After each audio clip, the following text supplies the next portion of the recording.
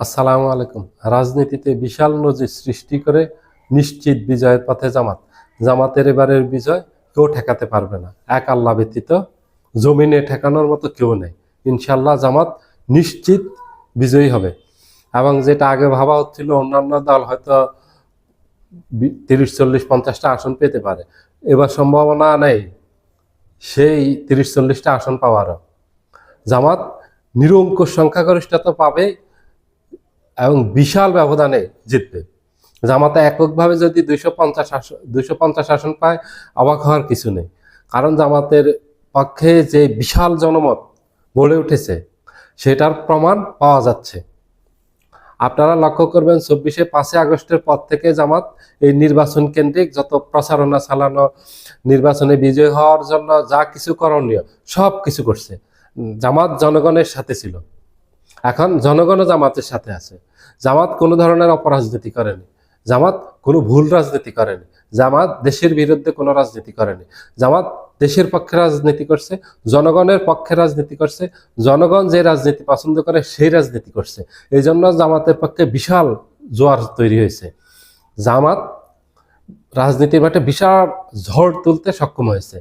এক একটা জামাতের সমাবেশ হচ্ছে, মানে এগুলো এক একটা মহাসমুদ্রে পরিণত হচ্ছে।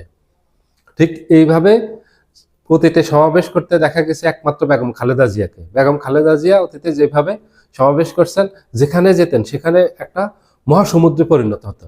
এখন সেটা ঘটতেছে বিএনপির বেলায়, এখন সেটা ঘটতেছে জামাতের বেলায়।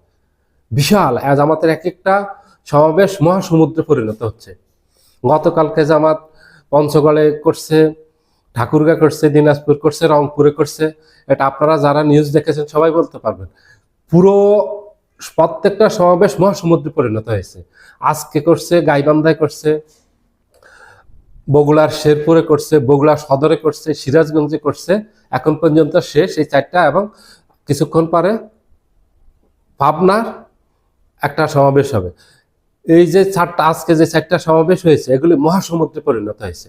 একটা দল যখন নিরঙ্কুশ সংখ্যাগরিষ্ঠতা পাবে, বিশাল ব্যবধানে বিজয়ী হবে, তার আগে জনমত ঠিক এইভাবে প্রতিফলিত হয়, জনমত এইভাবে প্রকাশিত হয়। তার প্রথম প্রমাণ হলো যেই দল বিজয়ী হবে তার পক্ষে ব্যাপক জনসমাগম হয়। জামাতের দলীয় নেতাকর্মী সমর্থকদের বাহিরে সাধারণ জনগণের বিশাল একটা অংশগ্রহণ ছিল এই সমাবেশগুলিতে। এই জন্য ওগুলি মহাসমাবেশ পরিণত হয়েছে, মহাসমুদ্রে পরিণত হয়েছে। জামাত মানুষের মাঝে একটা জাগরণ তৈরি করতে পেরেছে 5ই আগস্টের পর। মানুষের ভিতরে একটা জনপ্রিয়তা পেয়েছে জামাতের কর্ম দিয়ে, জামাতের রাজনৈতিক পলিসি দিয়ে।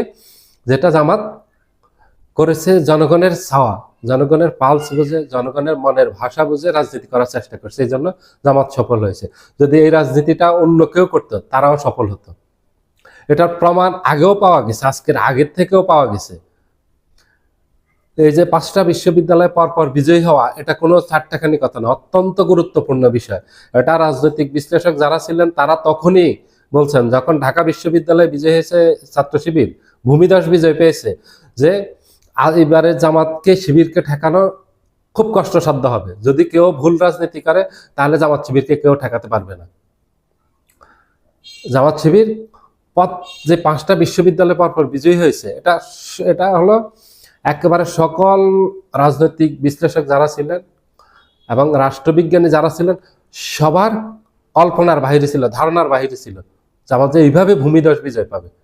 সবাই একটা অনুমান করছেন, আগাম একটা সতর্কতা দিয়েছেন যে জামাত শিবির বিজয়ী হবে, তবে এইভাবে ভূমিধস বিজয় পাবে এটা কল্পনা করেনি। এবং বিএনপি ছাত্রদল তাদের এইভাবে পরাজিত হবে, তারা এইভাবে, এটা কেউ ভাবেনি, এটা জামাতও ভাবেনি। কিন্তু জনমত চলে গেছে জামাতের পক্ষে। এটা তখন থেকে বোঝা গেছে জামাত যে আগামী নির্বাচনে বিশাল একটা ব্যবধানে বিজয়ী হতে যাচ্ছে, নিরঙ্কুশ সংখ্যাগরিষ্ঠতা তো পাবে, এবং সেটা হলো বিশাল ব্যবধানে। এটা 250 আসনের বেশি হলে আপনারা অবাক হবেন না, এটা অবাক হওয়ার কিচ্ছু নেই। কারণ আমার 91 সাল থেকে প্রত্যেকটা নির্বাচনের অভিজ্ঞতা আছে। কারণ নির্বাচনের আগে জনগণের এই যে জনসমর্থন দেখলে বোঝা যায় যে কোন দল বিজয়ী হতে যাচ্ছে এবং কি ব্যবধানে বিজয়ী হতে যাচ্ছে। আপনারা লক্ষ্য করলে দেখবেন জামাতের প্রত্যেকটা সভা সমাবেশে বিশাল জনসমাগমে পরিণত হচ্ছে, মহাসমুদ্রে পরিণত হচ্ছে। এটা হলো একটা দল বিজয়ী, যে ভূমিধস বিজয় পাবে তার পূর্ব লক্ষণ। ইনশাআল্লাহ জামাত ভূমিধস বিজয় পাবে আগামী জাতীয় নির্বাচনে।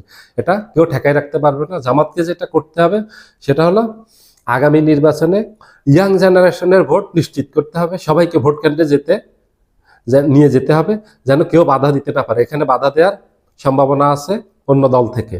এবং নারীদের ভোট জামাতের পক্ষে যাবে, 90% নারীদের ভোট এবার জামাত পাবে।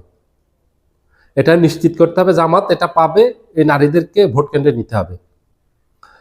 ইয়াং জেনারেশনের সবাইকে ভোট কেন্দ্রে নিতে হবে। কেউ যেন বাধা দিয়ে কোনো কৌশলে অপকৌশলে যেন কোনো চেষ্টা যেন সফল না হয়, বাধা দিতে যেন না পারে, তাদেরকে ভোট কেন্দ্রে নিতে হবে। তাহলে জামাত ইনশাআল্লাহ ভূমিধস বিজয় পাবে। এই জয় ঠেকাতে পারবে না। একের পর এক সমাবেশ যেভাবে মহাসমুদ্রে পরিণত হচ্ছে, কে ঠেকাবে? এবং জামাত, এটার কারণ হলো এই যে এত ব্যাপক জনসমর্থন পাওয়া। জামাত জনগণের পক্ষে কথা বলছে, জনগণের মঙ্গলের জন্য, কল্যাণের জন্য রাজনীতি করছে। 5ই আগস্টের পর জামাতের একটা ভুল রাজনীতি বলতে পারবেন না কেউ করছে। এবং জামাত রাজনীতিতে কোনো অন্যায় করছে, কোথাও চাঁদাবাজি করছে, কোথাও টেন্ডারবাজি করছে, কোথাও দখলবাজি করছে, কোথাও খুন করছে, কারো কাছ থেকে চুরি ডাকাতি করছে, লুটতারাজ করছে, ঘুষ দিয়েছে। একটা অপকর্মের কোনো প্রমাণ দিতে পারবেন না। যার কারণে জামাতের পক্ষে মানুষ দাঁড়িয়েছে। জামাত জনগণের জন্য রাজনীতি করছে, আর জামাতকে এখন জনগণ সমর্থন দিচ্ছে।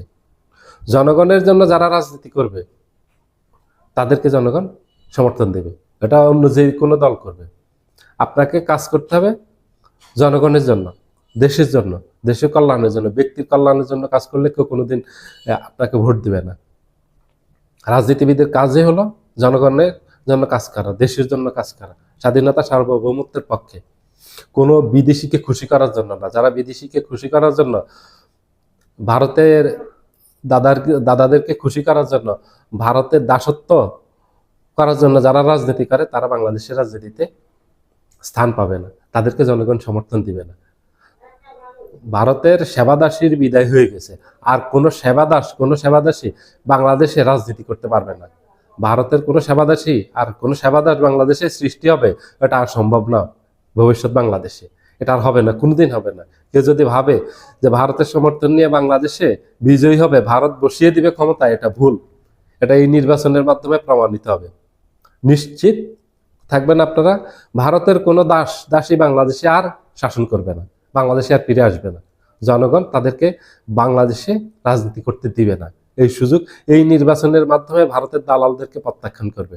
যারা ভারতের দালাল, ভারতের কাছে মুচলেকা দিয়ে বাংলাদেশে রাজনীতি করতে আসছে, ভারতের দাসত্ব করার জন্য, ভারতের সেবা দেওয়ার জন্য, ভারতের সেবাদাসী যেভাবে ভারতকে সেবা দিচ্ছে সেইভাবে অন্য কেউ আসবে, তাদেরকে বাংলাদেশ প্রত্যাখ্যান করবে। এই নির্বাচনের মাধ্যমে প্রত্যাখ্যাত হয়ে তারা আবার যেখান থেকে আসছে সেখানে চলে যাবে। কিছু মানুষ আসছে বিদেশ থেকে, আসছে না রাজনীতি করতে, তারা আবার সেখানে চলে যাবে। যে দেশ থেকে আসছে সেই দেশে তারা সবকিছু গুটিয়ে চলে যাবে। এখানে তাদের কোনো কাজ নেই, এখানে তাদের কোনো খাওয়া নেই, এখানে তাদের চলবে না। তারা এখানে রসলমাল যেখানে ছিল সেখানে চলে যাবে, যেখান থেকে আসছে। সবাই ভালো থাকবেন। আল্লাহ হাফিজ।